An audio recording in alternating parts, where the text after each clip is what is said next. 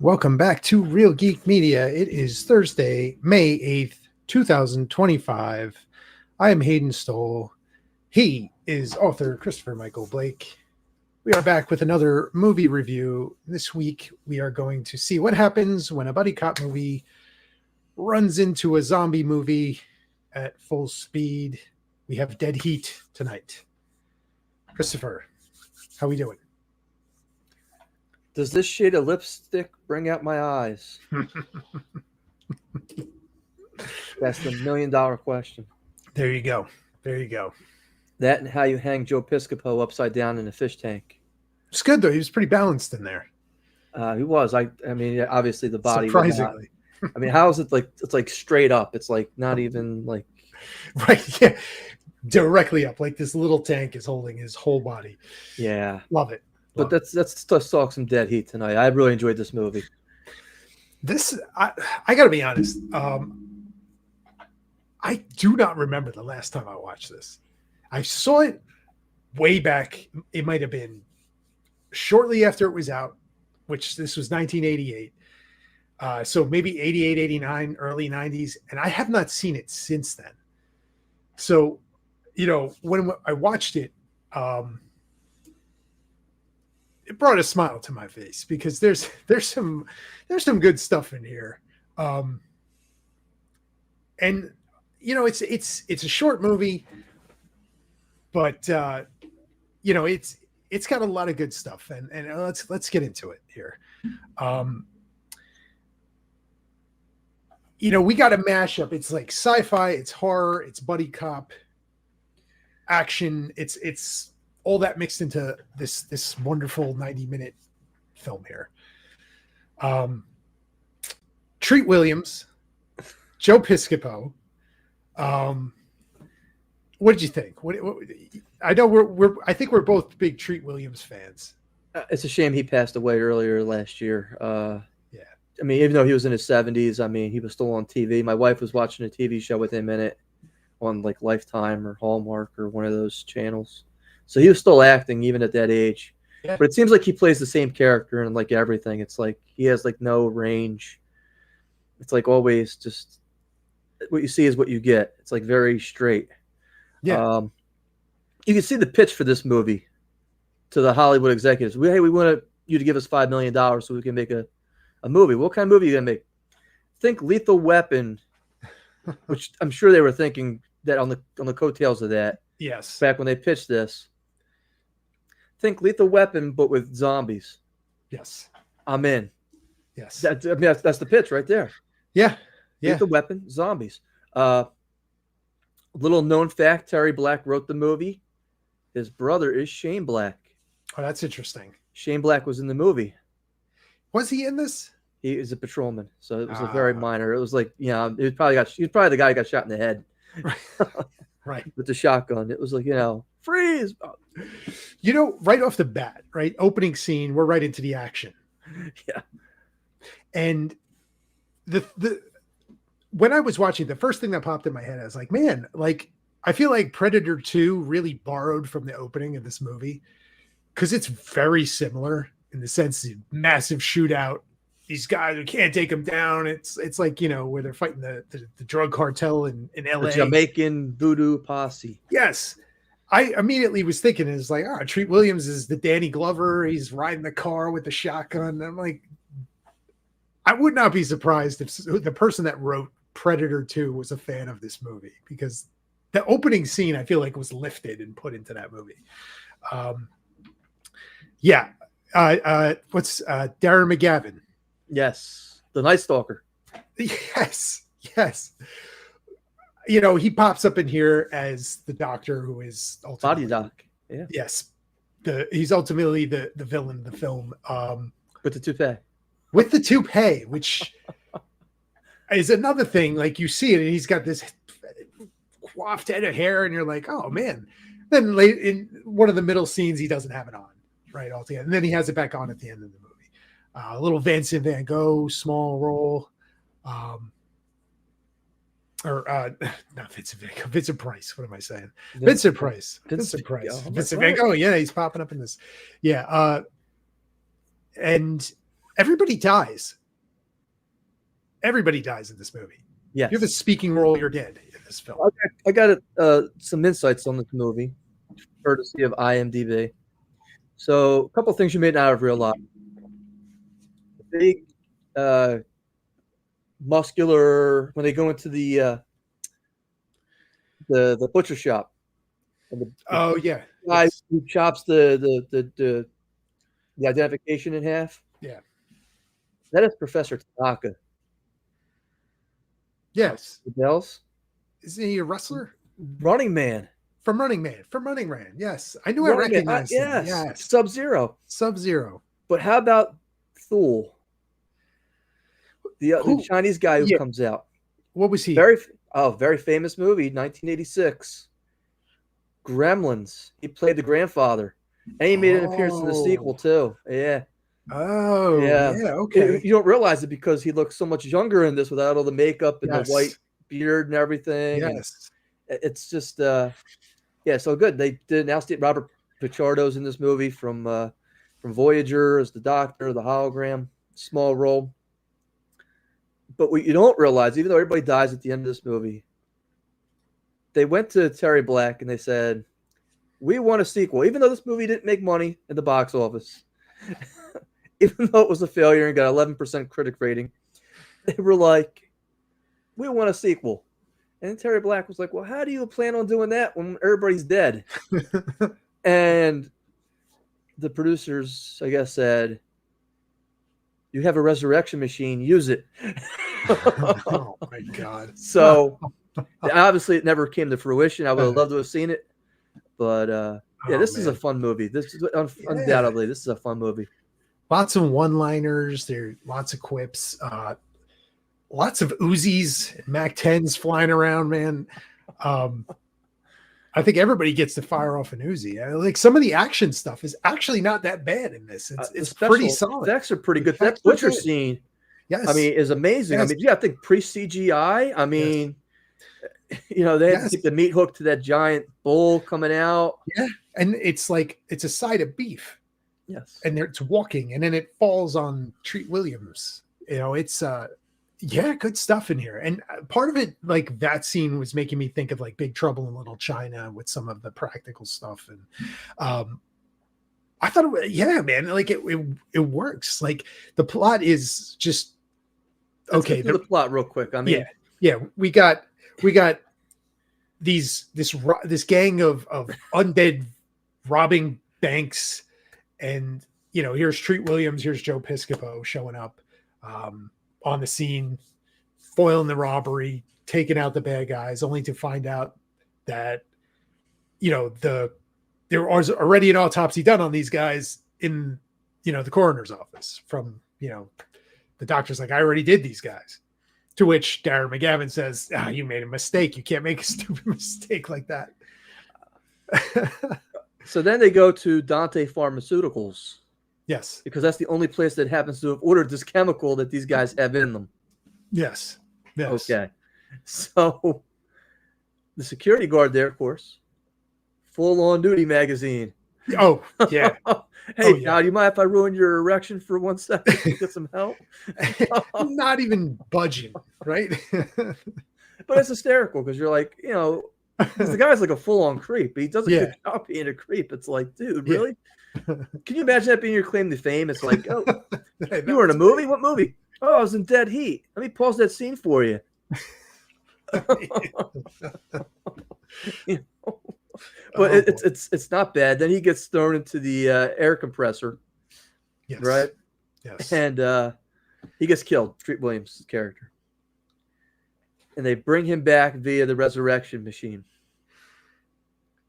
And they find out he only has, 72 hours to live? Yeah, they said to live. They gave him like a day and a half ballpark that he's got, or he's going to turn into a pile of goo. Right. So, of course, they go after the pharmaceutical head, who is Randy James. And, Joe Piscopo's going through her underwear. And this is the role that... And I'm not making this up. This is exactly what happens. He is he's like the comic relief in a lot of the scenes he's in, right? So he's got the one-liner, he's got the he's going through the drawer with all the underwear. He's got those scenes in there, and honestly, he plays it fine. He was funny. He's funny. Look, he was funny guy. Yeah. He worked just fine in this role. And Treat Williams as this muscular too. I mean, the dude's like walking around with the small shirt, but I mean, the dude's muscular. Yeah. I mean, I can't take that away from him. So I mean, he put the effort into everything at that time in his career. Yeah, for sure. And it's a shame he never got to be that next tier level. Yeah, it seemed like his career, for whatever reason, just kind of circled the drain after Saturday Night Live, and just, I don't know if it was the Frank Sinatra impression. I mean, I don't know. But he has, for me, the best line in the movie. They come out of the house after they killed the two zombies, and he says, "Roger, you were under that water for like 3 full minutes." He goes, "I wasn't I?" And Doug goes, "Can you teach my girlfriend how to do that?" Yes, there's always like a line that he's dropping. And honestly, these two work well together. I liked them as a pair. I thought they were good feeding off each other throughout the film.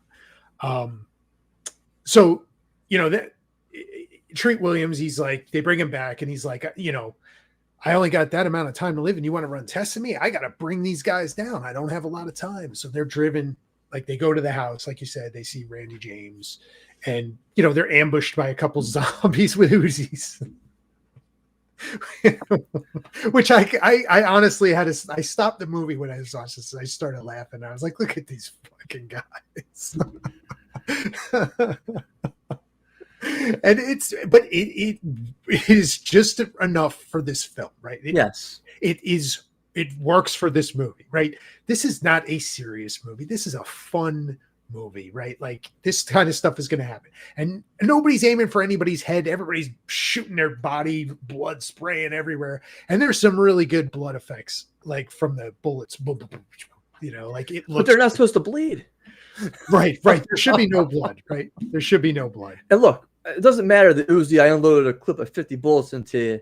If I throw a transistor radio into the pool, you're done. You're toast. He just drops it right in the pool. Loved it. I mean, that's gonna kill you today, though. But 50 bullets, we're gonna get you with the electricity. That's gonna be just enough. Enough.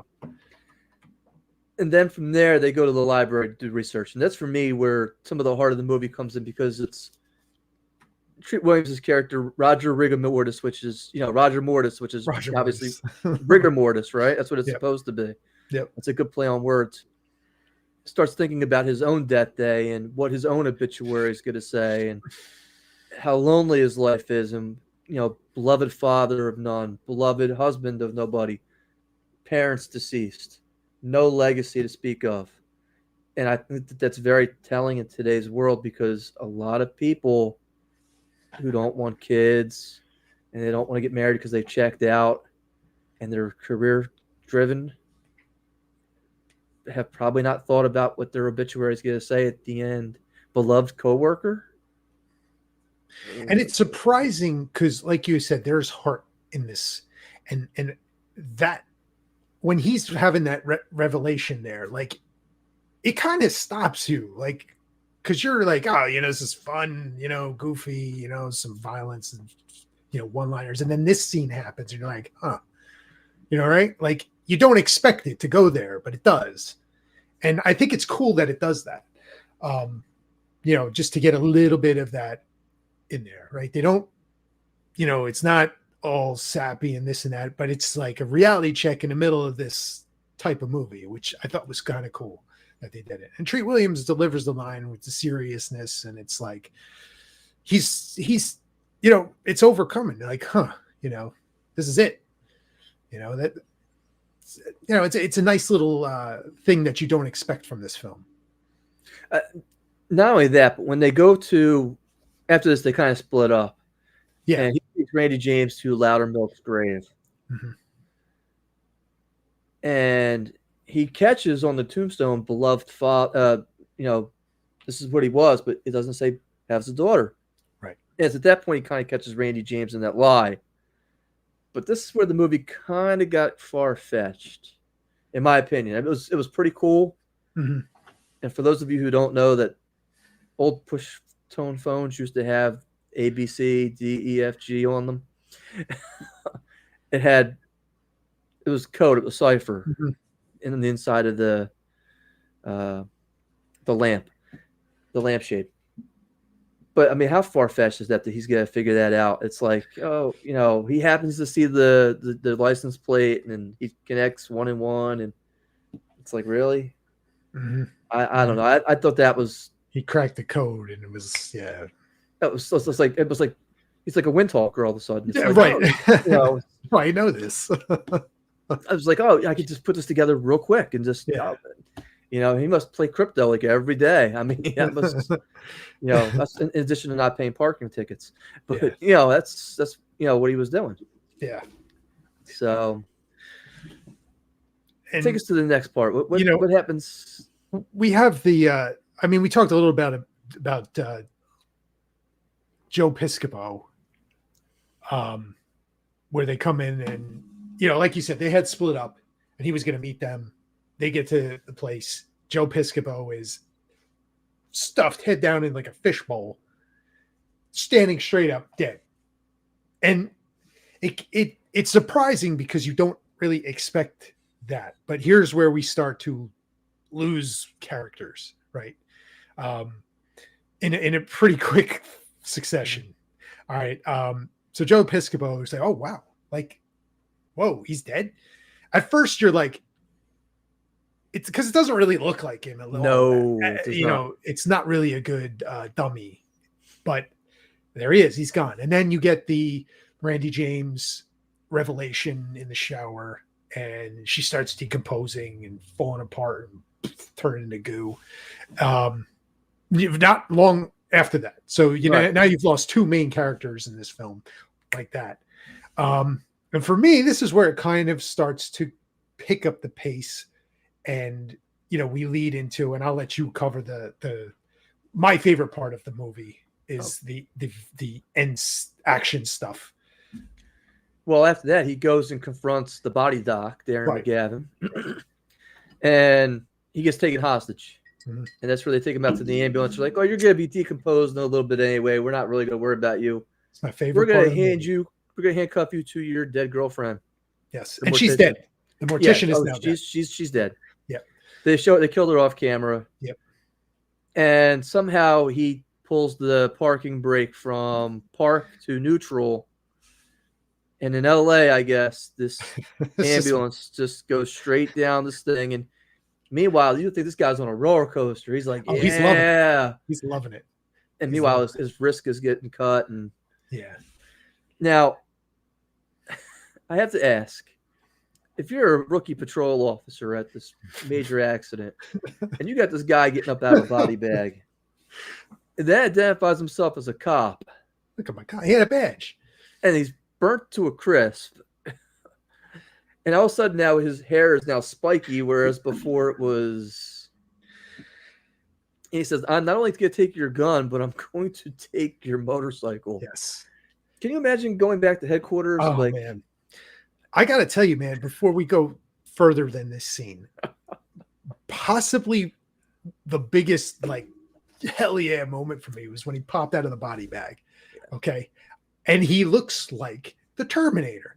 And I'll say this, the director of this movie was the editor on Terminator. Was he? Yes. And Rambo. And he has a very long filmography of editing notable movies. So you see him, he looks like Arnold from Terminator 1 towards the end with all the battle damage, right? Yes. On the face. He looks like that, but he's a zombie, right? So he's got the whole side of his face is, burnt and falling apart. And the hair is up like Arnold in Terminator 1. And he's now wearing, instead of the Hawaiian shirt, it's all burned and charred. Everything is black, right? So he turns basically into the Terminator when he sits up out of that body bag. And now he's ready to go kill everybody. But continue. I just had to say that part. Oh no, that was a good announcement. I had no idea, and I just can't believe that. Can you imagine going back to the precinct and you're like a cop and be like, "Hey, isn't that the guy who gave his motorcycle and gun to a dead guy?" You got to hear that for the next 30 years. Yeah, you're never going to live that down. You think your sergeant or your desk sergeant is going to want to hear that? Oh, what happened to your gun that's registered to your name? Where's your service weapon recruit? Oh, well, it ended up with this big crime scene down the street where all these guys were shot and killed with my firearm. It killed 8 guys. You weren't even there, man. You know, it's like, oh, sure, not a problem. What happened to the suspect? Oh, he's a pile of goo. You know, right. Sure, right. So that's basically what happens is Treat Williams is all burnt up. He goes back to Dante Pharmaceuticals, kills a bunch of people. Oh, gloriously. They have a nice soliloquy. At least I thought it was very well done by probably a very old Vincent Price, telling people that, hey, look, you don't have to give your fortune to your inheritance to all your has-been greedy family members who are waiting for you to kill off. You can now stay alive forever. And also it cost you half, but you got the rest of your life, the rest of eternity to make this money up. Mm-hmm. And it's a good pitch. I mean, mm-hmm. it's like, wow, you know what? Sign me up. Yeah. Why not? Yeah. And then Treat Williams bursts in with the Uzi and takes out half the people. Beautiful. There were people just catching strays in that room. Oh, yeah. And it was so good. But like even before he gets in that room, he's having that one fight where they're just having the Uzi off. They're just standing in the hallway, Uzi emptying the clip. For a minute and a half. Yes. And it's so good. They're just standing there, just blah, blah, blah, blah. Oh, it was. And then the guy, he catches him on the reload, right? And he tosses a grenade. And as he walks away, you just see this blah, like body parts and everything just flying around in the back. This is like such a great action sequence. Like I cannot say enough about like this little scene where he's just pops out of the body bag, goes to the pharmaceutical thing, and he's on a rampage, killing everyone. It's awesome. It's awesome. It's midnight, you know, movie cult VHS horror action from the 80s. Like it's all of that. Everything you love about it. It's that all rolled into this little maybe like 15-minute sequence. I can't argue with that. And of course, on the resurrection machine in front of Vincent Price and Darren McGavin and Thule is Doug, Joe Piscopo. Yes. And it's, hey, kill this guy. Will you? And because Doug has been brain dead for so long, he doesn't remember, and he's just taking orders from his superior bad guys until Treat Williams can kind of bring him back with some of the lines and stuff that he had used earlier in the movie. And then he remembers his death day. That was like the big, hey, remember, hey, you want to come back as a girl's bicycle? You know, so right, yes. The bicycle seat, yeah, it was, you know. But Darren McGavin, in an attempt to kind of get away, is, you remember what he does? He kills himself. Oh, he eats the bullet. Yeah. He's like, you're not taking me. Yeah. He's like, done. He even puts it in his mouth. Yeah. I mean, that was pretty sharp. I was like, oh man, he even knew to put it in his mouth. Yeah. As a doctor, that's like proficient. It's like, okay, that's actually, you don't put it up to your temple because you might still be alive. You put it in your mouth so you don't miss. You know. But that's not enough for Treat Williams. Oh no, they bring him back. He's like, I will not be robbed. Oh no, that's correct. And then you got Vincent Price in the corner saying, why can't you kill him? Poor Vincent Price at the end of this. So they throw Darren McGavin on the resurrection machine. And, you know, kudos to these actors doing the resurrection machine bit where they're just basically flopping around on a table, like flopping around on a table. Like they're not like it's really full on. They're giving their all. They're winning an award. We're full bore into this thing. So then they bring him back, and then he says, you know, well, let's double resurrect him. Well, that doesn't go so well. So Darren McGavin's laying on the table, just come back, and then they throw the switch, and he explodes everywhere. Yes. You see, he just explodes everywhere, and it's awesome. It's awesome. And then they one-liner their way out the door into heaven. Basically, yes. Roger turns the goop in the front seat of the car. I'm pretty sure. Yeah. I mean, he couldn't have more than like 15 minutes. He left, was wrapping up. He was wrapping up. Yeah. But it's and that's it, right? Like that's the ending. It doesn't leave you hanging for anything else, right? No. They know that they both know they're dying. Hey, we have the same death day, and this is something that they spoke about earlier in the film, and it's something that they can share as partners, and it ends on that. Okay, yeah, they're both going to die, but listen, they saved the day. They came back together at the end, and evil is punished. Can't argue with any of that. Roll credits, and then make the sequel. The one thing that you said, poor Vincent Price. I mean, obviously, the Michael Jackson story with him. Refresh my memory. I do, but refresh my memory.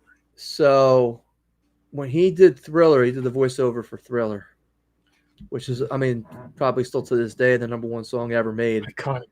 Iconic.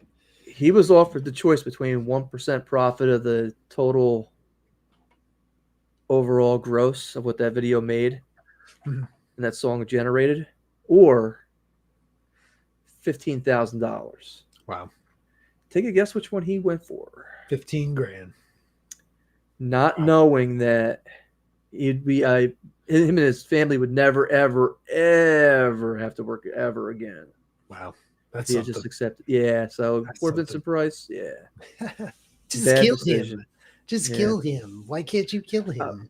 If you've ever seen House on Haunted Hill, he's amazing in that movie, and he's a very good actor. And this is why this film's a horror movie, in my opinion. It's not so much sci-fi or you could say buddy cop horror, but for me, it's the actors who were in this film: Darren McGavin, again, the Night Stalker, and Vincent Price, Thule from Gremlins. I mean, that's the kinds of stuff that's that speaks horror to me. So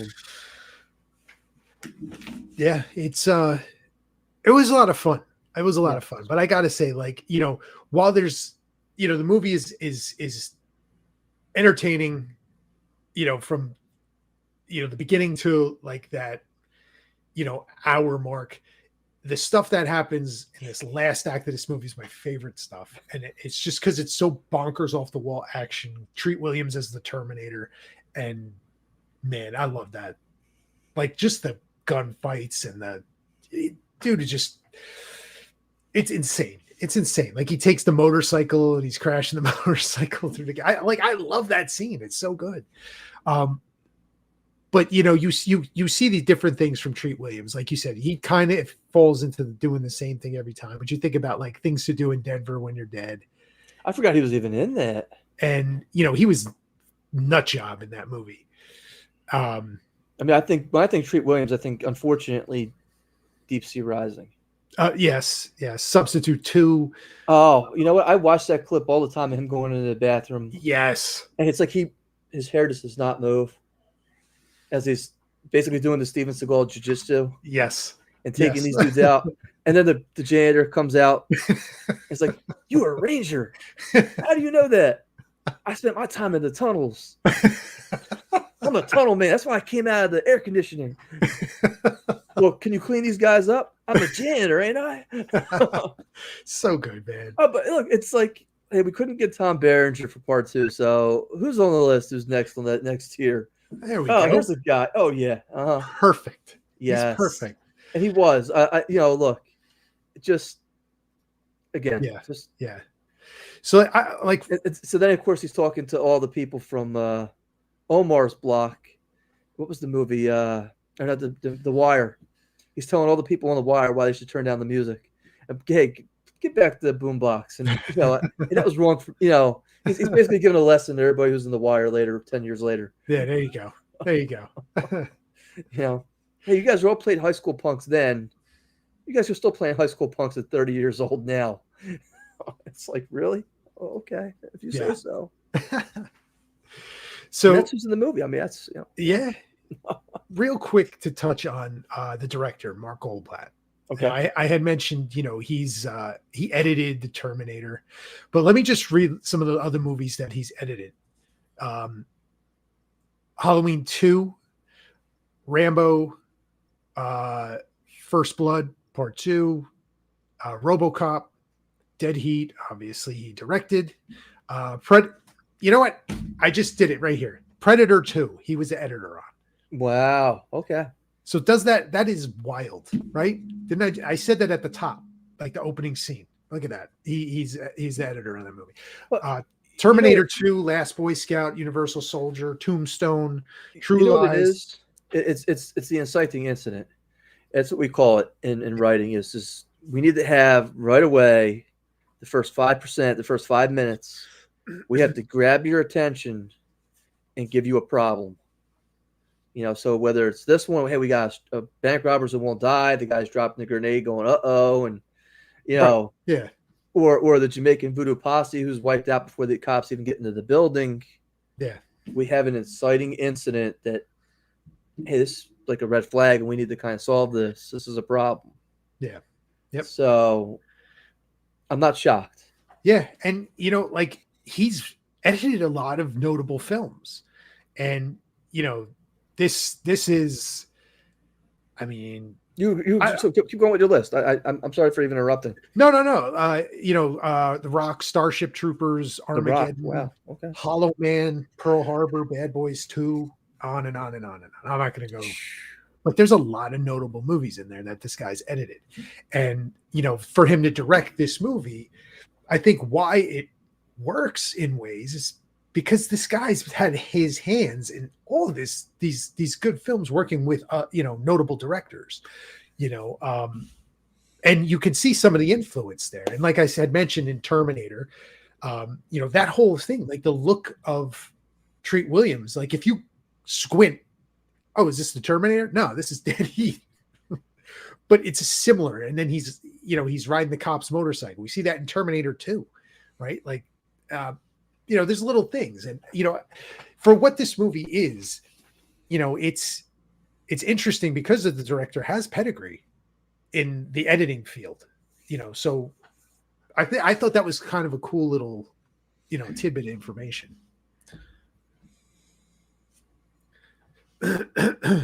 As far as, I see that, I don't know how true this is. Piscopo improvising his one-liners. Did you hear this?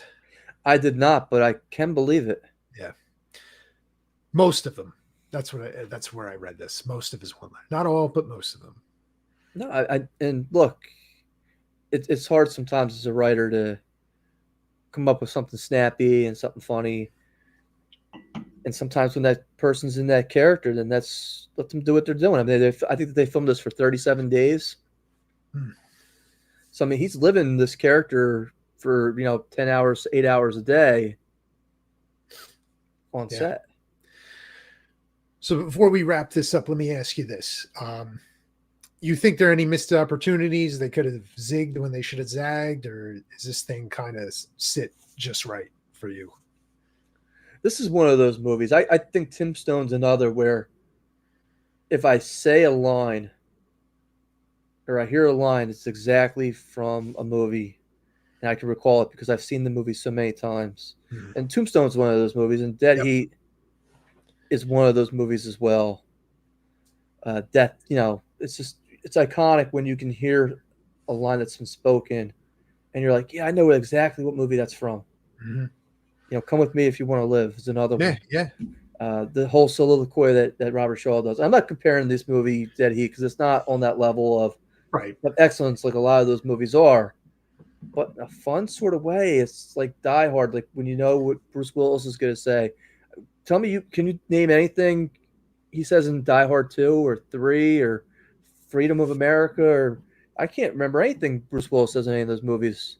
Yeah, but Die Hard 1 is the quotable. And I hate to say this, but I think that as we get more Netflix and Prime and Apple TV and Disney Plus and people aren't watching the same movies over and over and over again like we did as a kid. It's, because again, what did we have? 30 channels growing up, 40. We had the box where you had to press the buttons and then the button Yep. would fall in. Yep. The cable box. And then it was like, oh, who broke the cable box? It's like, oh. Replace those things so frequently. Oh, but that's what we had. Yep. And if that was on HBO today at 1:00 in the afternoon and you're home, that's what we're watching. It was either that or go outside and play. That's it. So, I mean, it's a shame in some ways, but I know my daughter, she knows like all the Descendants songs, so she'll watch those over and over and over again. So there are some things today that kids will associate with, but I don't think it's anything like it was. Yeah. That's just my 2 cents. It is, in terms of zigging and zagging, I know I didn't answer your question, but from beginning to end, this thing moves quick. You generally want a horror movie to be about under an hour and a half. I think this was right on par. Yep. Didn't go too long. Some good special effects. Mm-hmm. Some funny one-liners. Got you had Treat Williams, who at the time I'm sure was a rising star, and you got everybody in the cheap for $5 million. I mean, yeah, I don't know what that would be today, but that's not a lot of money. Yeah. I definitely. Oh, I'm sorry. Go ahead. No. Go ahead.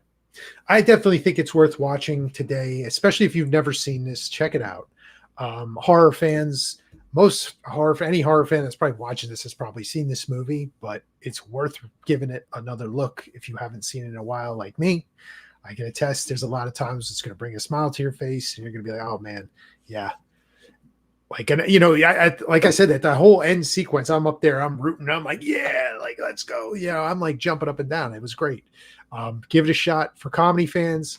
You may want to check this out because there is some good stuff in here, but this is kind of like a movie where you can kind of bend genres and get action comedy all in one with the horror and get kind of more than just horror fans into this thing.